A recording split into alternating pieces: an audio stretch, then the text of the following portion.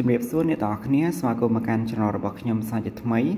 បាទសម្រាប់វីដេអូនេះខ្ញុំនឹងធ្វើការតាក់ទងជាមួយនឹងធនាគាររបស់ខ្មែរយើងមួយដែលយើងអាចរកចំណូលជាមួយនឹងវាបានអញ្ចឹងណាហើយមួយវិញទៀតសម្រាប់ចំណូលទាំងអស់ហ្នឹងឬក៏លុយទាំងអស់ហ្នឹងដែលយើងរកបានយើងអាចធ្វើការដកចេញទៅកាន់ធនាគារផ្សេងៗដូចជា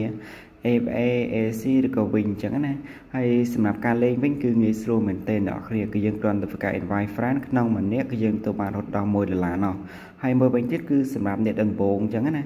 អាចជាស្អីអ្នកគ្នាសម្រាប់អ្នកដំបូងឥឡូវគឺយើងចុះឈ្មោះព្រាមគឺយើងអាចទទួលបានលុយចំនួន2រៀលនឹងទេដោយសារគេគ្រប់ចំនួន2000នាក់អញ្ចឹងណាបាទគឺគ្រប់ចំនួន2000នាក់របស់គេបាទគេ shop free ហើយបាទប៉ុន្តែសម្រាប់ការ invite friend វិញគឺយើងនៅតែទទួលបានលុយចំនួន$1ដដែលបាទយើងនៅមិត្តភ័ក្តិម្នាក់គឺយើងទទួលបានលុយចំនួន$1ដដែលអញ្ចឹងណាបាទដំបូងខ្ញុំធ្វើការបង្ហាញអ្នកនរគ្នាទាក់ទងជាមួយនឹងការដកលុយចេញជាមួយនឹងធនាគារនេះសិនបន្ទាប់មកខ្ញុំធ្វើការបង្ហាញទាក់ទងជាមួយនឹងការចុះឈ្មោះសម្រាប់អ្នកមុខថ្មីដែលអត់ដឹងអំពីការចុះឈ្មោះលេខជាមួយធនាគារមួយនេះអ្នកគ្នាអាចមើលនៅវីដេអូមួយនេះទៅគឺខ្ញុំនឹងធ្វើការបង្ហាញតាំងពីដើមរហូតដល់ចប់ពីរបៀបចុះឈ្មោះហើយនិងរបៀបលេងនៅក្នុងកម្មវិធីមួយនេះឬក៏ធនាគារមួយនេះតំណងអញ្ចឹងណាសម្រាប់ការដកលុយចេញគឺយើងអាចធ្វើការដកទៅកាន់បកគោបាទយើងអាចដកទៅកាន់បកគោឬក៏យើងអាចធ្វើការដកទៅកាន់ FA វិញ AC អញ្ចឹងណាឧទាហរណ៍យើងចង់ transfer ទៅកាន់ធនាគារមួយដែលយើងចង់ដកចេញអញ្ចឹងឧទាហរណ៍ថាអ្នកគ្នាចង់ដកទៅកាន់ធនាគារណាឧទាហរណ៍យើងចូលកន្លែងនេះសម្រាប់កន្លែងនេះគឺយើងអាចធ្វើការបដូរលុយឬក៏ដកលុយអីបានអញ្ចឹងណាឬក៏អ្នកគ្នាចង់ដកទៅកាន់ AFA ឬក៏វិញចុចកន្លែងនេះបាទចុចកន្លែងនេះមួយមកបន្ទាប់មកនៅកន្លែងនេះគឺយើងធ្វើការជ្រើសរើសធនាគារដែលយើងចង់ដកទៅបាទចុចកន្លែងនេះបន្ទាប់មកយើងជ្រើសរើសធនាគារដែលយើងចង់ដកទៅវាមាន AFA មានវិញមាន AC អញ្ចឹងណាឧទាហរណ៍ថាខ្ញុំចង់ដកទៅកាន់ធនាគារមួយខ្ញុំចង់ដកទៅកាន់ AC នេះណាអញ្ចឹងខ្ញុំធ្វើការវាយបញ្ចូលលេខកូដអាចជាស្រេចអ្នកគ្នាគឺយើងវាយលេខគណនីយើងគណនី AC របស់យើងមកហើយនឹងដាក់ចំនួនលុយហើយយើងធ្វើការ transfer ទៅគឺបានហើយមួយវិញទៀតគឺដើម្បីឲ្យមានភាពងាយស្រួលយើងគ្រាន់តែធ្វើការ scan នៅ QR code នេះចុចកន្លែងនេះដើម្បី scan អញ្ចឹងយើងទៅយក QR code មកសម្រាប់អ្នកប្រើ AFA ចង់បាញ់ចូល AFA យើងចូលទៅយក QR code AFA AC យើងមកឧទាហរណ៍ខ្ញុំចង់បាញ់លុយចូលវិញអញ្ចឹងខ្ញុំចុចកន្លែងនេះដើម្បីយក QR code បាទបន្ទាប់មកខ្ញុំយកកន្លែងនេះដើម្បីរក្សាទុក QR code ហ្នឹងបន្ទាប់មកខ្ញុំចូលមកកាន់ធនាគាររបស់នេះធនាគារមួយនេះសាច់ថ្មីមកខ្ញុំយកកន្លែង scan ចុចពីលើ scan នេះមួយយើង upload QR code នឹងចូលទៅបាទ upload QR code នឹងចូលទៅបាទ select ពីលើវា select លើ QR code ដែលយើងបាននេះមិញអញ្ចឹងណាហើយយើងធ្វើការដាក់ចំនួនលុយដែលយើងចង់ដកទៅ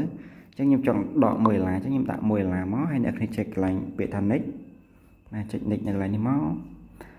អូខេបន្ទាប់មកនៅកន្លែងនេះគឺមានការប្រាប់ឈ្មោះធនាគារដែលយើងដកអញ្ចឹងណាអញ្ចឹងយើងចុចកន្លែង transfer ទៅយើងអាចដកបានហើយ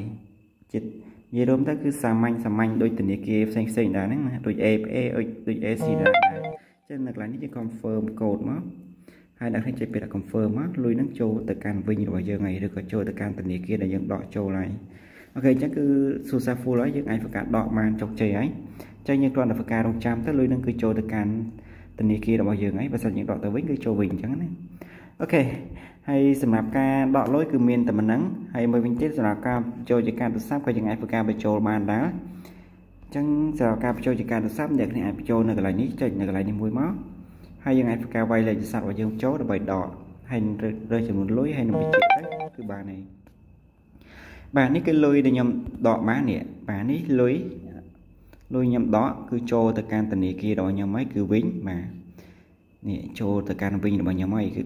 ដាក់ភ្លាមនិយាយរួមទៅគឺ scan ចូលភ្លាមគឺដកភ្លាមអញ្ចឹងណាអូខេអញ្ចឹងខ្ញុំធ្វើការបង្ហាញអ្នកនរគ្នាទាក់ទងជាមួយនឹងការចុះឈ្មោះលេងជាមួយនឹងធនាគារនេះតម្រង់ទៅសម្រាប់អ្នកថ្មីអត់ដឹងពីការចុះឈ្មោះលេងជាមួយនឹងធនាគារមួយនេះអញ្ចឹងណាបាទសម្រាប់ការចុះឈ្មោះលេងគឺងាយស្រួលទេអ្នកគ្នាអាចចុចពីលើ link នៃវីដេអូរបស់ខ្ញុំមកបាទចុចលើចំណងជើងមកខ្ញុំធ្វើការដាក់ link មួយអញ្ចឹងអ្នកគ្នាចុចពីលើ link នឹងមួយមកដើម្បីចូលទៅចុះឈ្មោះ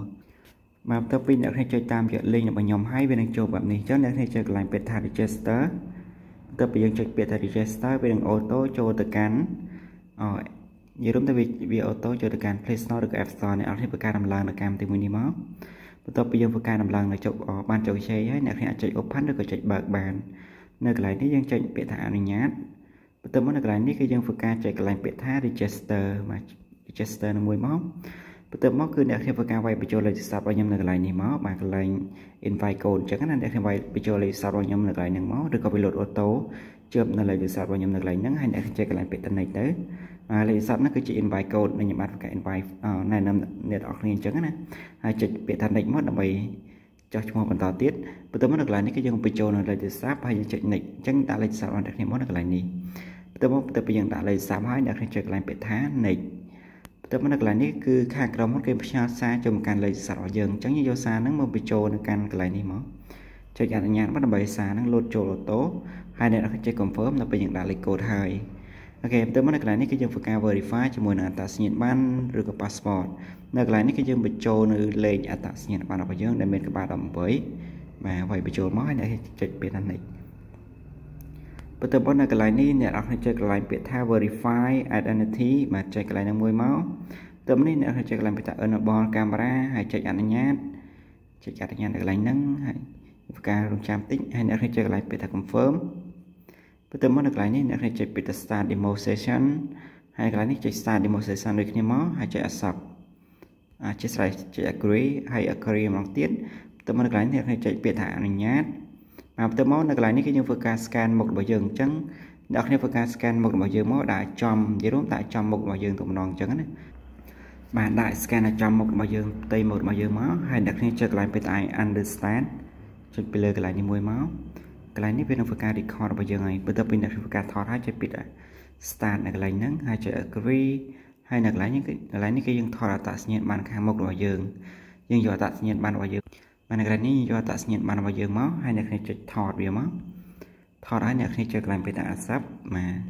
ចុច accept នៅកន្លែងនេះយើងថតអត្តសញ្ញាណប័ណ្ណដូចមុនណាតែយើងថតខាងក្រោយបាទហើយចុច accept សារជាថ្មីបន្ទាប់មកនៅកន្លែងនេះគឺយើងវាយបញ្ចូលនៅថ្ងៃខែផុតកំណត់អត្តសញ្ញាណប័ណ្ណរបស់យើងហើយនឹងចូលកន្លែងកំណត់របស់យើងដាក់ Cambodia មកបាទទើបមកយើងដាក់កន្លែងថ្ងៃកំណត់នេះដាក់ Cambodia ហើយកន្លែងនេះជ្រើសរើសដាក់ឃុំស្រុកខេត្តរបស់យើងណាហើយយើងដាក់មកបែបនេះមកយើងជ្រើសរើសខេត្តស្រុកឃុំរបស់យើងយ៉ាងណាយើងដាក់តាមនឹងមកនៅកន្លែងនេះយើងអាចដាក់ full address ក៏បានដែរដាក់ភូមិស្រុកខេត្តរបស់យើងមកបន្ទាប់មកនៅកន្លែងនេះគឺយើងធ្វើការបញ្ចូលកន្លែងនេះគឺសំខាន់អ្នកគ្នាធ្វើការបញ្ចូល username អ្នកគ្នាអាចដាក់ឈ្មោះរបស់អ្នកគ្នាផ្ទាល់ក៏បានដែរបន្ទាប់មកគឺដាក់ Gmail ហើយនៅកន្លែងនេះយើងបង្កើត password ចំនួន8ខ្ទង់ខាងក្រោមគឺជា password សារជាថ្មីឧទាហរណ៍គឺយើងធ្វើការដាក់ username ហើយដាក់ Gmail ហើយបង្កើត password អាចចុច next បន្ទាប់មកនៅកន្លែងនេះអ្នកគ្នាចុចកន្លែងពាក្យថា let's go and continue កន្លែងនេះមួយមកអ្នកគ្នាធ្វើការជ្រើសរើសកន្លែងនេះយកដុល្លារឬក៏យកខ្មែរអញ្ចឹងយើងអាចជ្រើសរើសពីចុច save បន្ទាប់មកចុចកន្លែង accept មក verify នៅកន្លែងនេះគឺខាងក្រោមគឺផ្ញើលេខកូដមកយើងសារជាថ្មីហើយចុច allow ហើយចុច confirm អធិស្ឋានអ្នកគ្នាដោយសារខ្ញុំធ្វើការបង្ហាញយ៉ាងលឿនតិចហើយអញ្ចឹងនៅកន្លែងនេះដើម្បី log in ចូលបានយើងធ្វើការវាយបញ្ចូលនៅ username ហើយនិង password របស់យើងហើយចុច log in មកបាទបន្ទាប់ពីអ្នកគ្នាធ្វើការបញ្ចូលហើយចុចពេលថា log in ទៅគឺចូលមកកាន់ account របស់យើងបាទបន្ទាប់ពីអ្នកគ្នាធ្វើការចោះឈ្មោះបានជោគជ័យហើយយើងអាចធ្វើការ invite friend ដើម្បីនឹងរកចំណូលជាមួយនឹងកម្មវិធីមួយនេះបានហើយសម្រាប់ការ invite friend ក្នុងម្នាក់គឺយើងទទួលបានរហូតដល់$1ដោយ free ជាមួយនឹងធនាគារមួយនេះសម្រាប់ការ invite friend អ្នកគ្នាចុចកន្លែងពាក្យថា referral ចុចលើពាក្យថា referral មួយមកបន្ទាប់មកអ្នកគ្នាធ្វើការ copy បាន copy លេខកូដមួយនេះឬក៏ copy link មួយនេះ share ទៅកាន់មិត្តភ័ក្តិរបស់អ្នកគ្នាឲ្យគាត់ចុះឈ្មោះមកហើយគាត់ធ្វើការបញ្ចូលនៅលេខកូដណែនាំនៅពេលដែលគាត់បង្កើតឬក៏នៅពេលដែលគាត់ចុះឈ្មោះអញ្ចឹងណាឲ្យគាត់ធ្វើការបញ្ចូលនៅលេខកូដរបស់យើងមកក្នុងម្នាក់គឺយើងទទួលបានលុយចំនួន$1 free អញ្ចឹងណាដូចដែលខ្ញុំបានបង្ហាញដល់គ្នាពីការដាក់លេខទូរស័ព្ទរបស់ខ្ញុំដើម្បីខ្ញុំទទួលបានចំណូលអញ្ចឹងអ្នកនរគ្នាដាក់លេខទូរស័ព្ទរបស់ខ្ញុំគឺខ្ញុំទទួលបានលុយពីអ្នកនរគ្នាចំនួន$1បើសិនជាអ្នកនរគ្នាណែនាំមិត្តភ័ក្តិគឺអ្នកនរគ្នាយកលេខកូដរបស់អ្នកនរគ្នាឲ្យមិត្តភ័ក្តិរបស់អ្នកនរគ្នាដាក់លេខកូដហ្នឹងទៅគឺអ្នកនរគ្នាទទួលបានលុយចំនួន$1ហើយសម្រាប់$1ហ្នឹងអ្នកនរគ្នាអាចធ្វើការដកចាយបានដូចជាដកយកទៅកាត់វិញអេស៊ីណាឬក៏ធនាគារផ្សេងៗទៀតអញ្ចឹងណាបាទអរគុណអ្នកគ្នាហើយសម្រាប់វីដេអូមួយនេះខ្ញុំធ្វើការបញ្ចប់តែត្រឹមហ្នឹងសម្រាប់អ្នកដែលពេញចិត្តនៅវីដេអូមួយនេះហើយកុំភ្លេចជួយចុច Subscribe ដូចជាចុច Like នៅវីដេអូរបស់ខ្ញុំនេះមួយផងដើម្បីទទួលបានវីដេអូថ្មីៗទាក់ទងជាមួយនឹងការរកលុយតាមប្រព័ន្ធ online ជាច្រើនទៀតអញ្ចឹងណាអ្នកគ្នាអាចចូលមកហើយជួយចុច Subscribe និងចុច Like នៅវីដេអូរបស់ខ្ញុំនេះមួយផងបាទអរគុណច្រើនជម្រាបលា